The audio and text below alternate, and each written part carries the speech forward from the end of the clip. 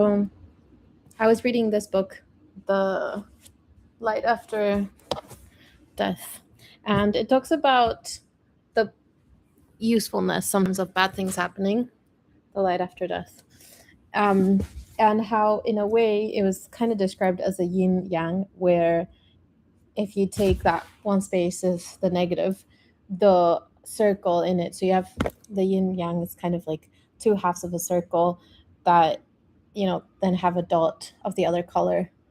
So I have not researched what it means, but in this book, what I was talking about is kind of like how in each bad experience there is a source, there's like the potential of good, and in every good experience there's the potential of bad. Kind of like how if you're going through, like you could even have something positive, but if you're in a bad mindset, it's a blah blah blah. But to relate to what just happened now was that I was put on hold for so long.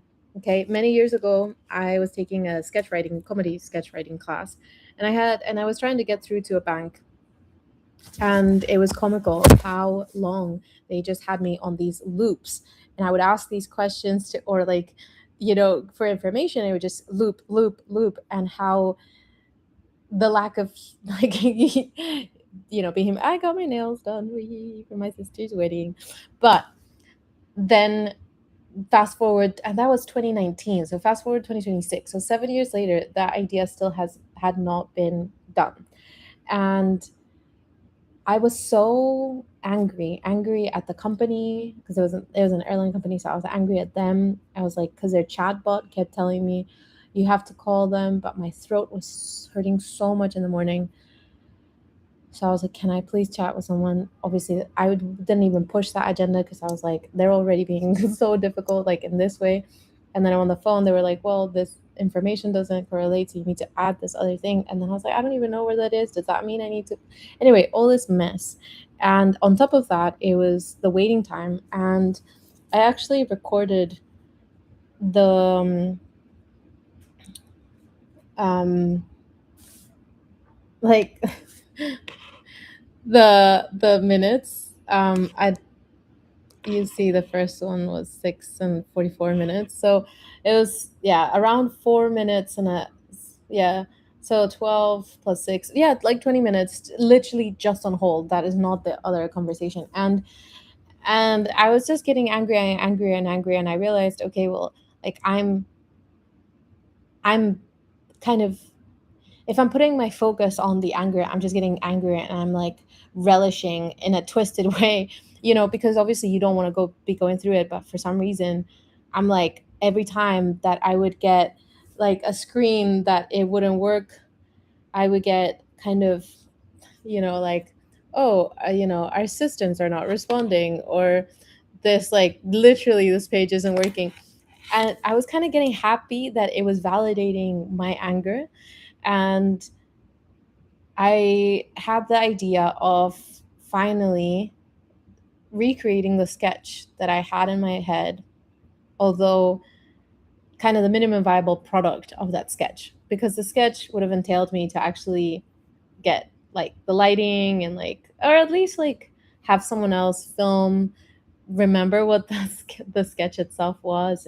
It included filming, going into the bank, and all these different things. So, oh, I remember I had like that there was a scene where there was a guy with like phones everywhere, like on the wall, on the ceiling, on his desk, and it would just pick up, and they're like, yeah, let me put you back on hold, and then, yeah, let me put you back on hold. And the point was never to like go like follow through. I just remembered part of that sketch.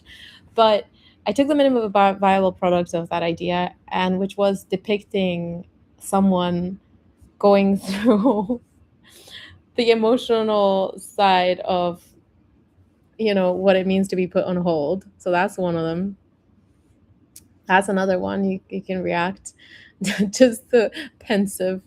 um I mean, I committed to this one because I also didn't get the boop, boop, boop, boop, boop sounds when it was like taking the pictures, so I didn't know if it was. I think I just overstayed a lot of these positions.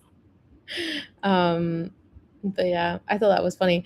But what ended up happening was that a lot of these are live pictures Oh, you'll see the I even included that one.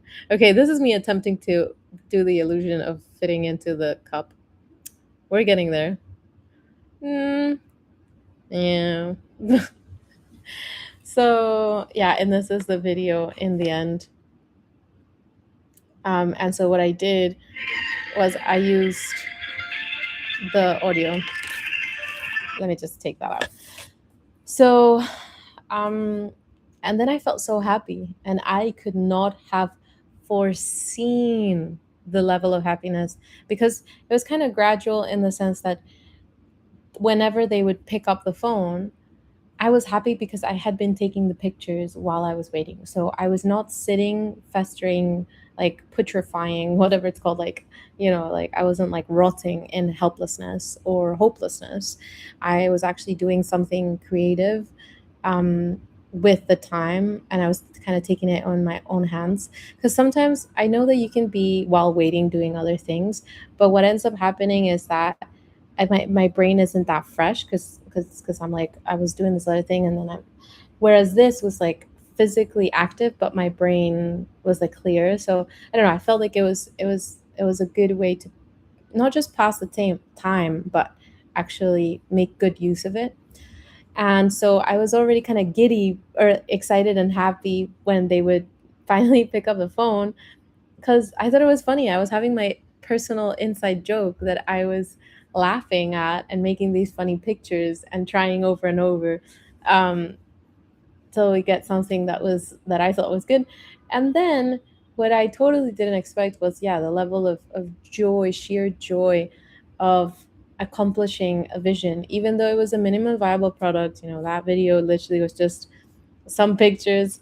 Um, and it was a shadow of the funny sketch that I had written before, or the comedy sketch that I had written before, because I don't know if it was funny. I mean, I'm sure it is, but I think it's a way of self-healing, healing the wound. I think whenever I take action on this is what I'm learning from this experience. Whenever I take action on a creative idea, it's not so much whether it is successful or not in terms of whether it gets views or it gets me somewhere or doing something else, more so about do I always make these videos after showering and not brushing my hair? I just realized. But it is about loving myself, like taking a loving action, because it's not just about saying I love you or like I love you, which is helpful. But for me, I needed to get into the physical, grounded realm and not just be stuck in my head. Um, and I realized that unknowingly, by taking action, by taking these pictures, by making the video and posting it and sharing it, I guess, I gave birth to an idea that I had 7 years ago. And that was saying to me, like, well done, you did it.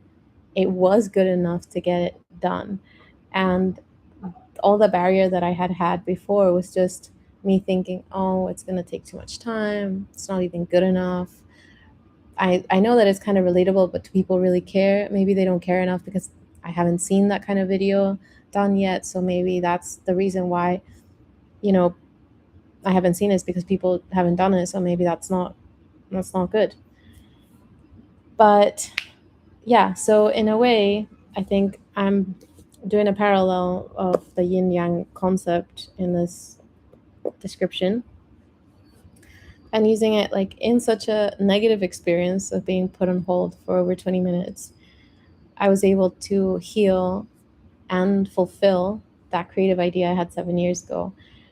And without knowing, that made me so happy and it made me feel loved by me that I see you and I take action to fulfill your ideas because it is good enough.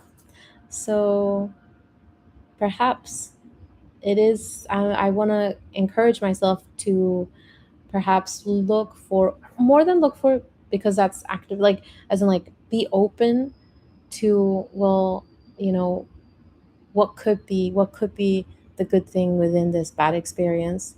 Not that it doesn't take away from the negativity of that experience. That experience can it's still negative, but to foster perhaps a degree of agency and open curiosity for something that I hadn't thought about. And then yesterday I was in the lift, and this lady, I was like, "Oh, how was your day?" And because I love how Americans talk to everybody, I was feeling so miserably lonely in London.